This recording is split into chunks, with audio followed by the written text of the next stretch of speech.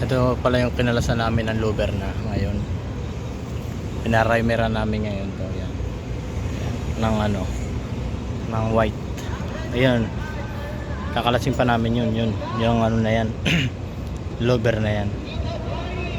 Pero tapusin muna namin to. I-waterproofing namin to.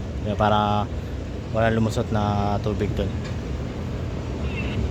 Wala natin ng ano. Yan.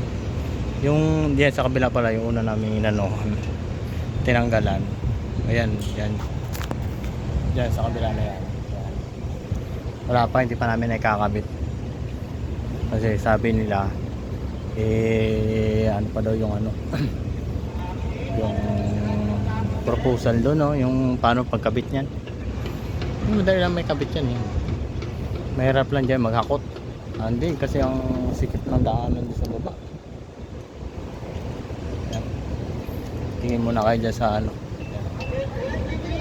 Yan. Yan. Tala.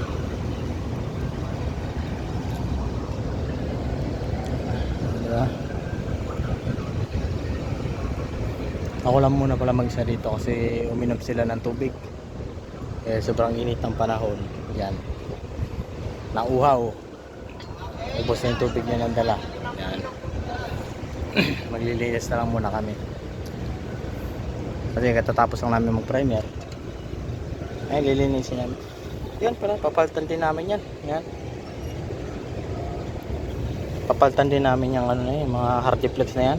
Butas-butas. Tira na. Nalaglagan nga kami dyan eh. Yan. Doon oh. Doon oh, tumama sa ano na yun. Sa bubong na yun. Tumama. Doon. Buti na lang. Walang ano doon. Walang tao gaano. Lumagabog kasi dyan oh. Pa! Pag ano tao. Doon. Tumama.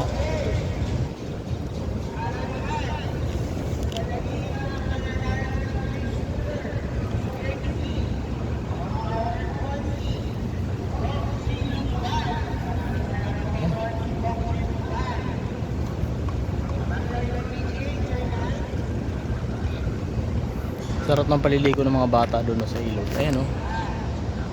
Kita nyo. Ayan o. Yun ang mga bata naliligo sa ilog. Ayan.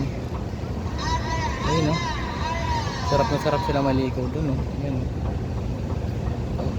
Labo na yan sa cellphone.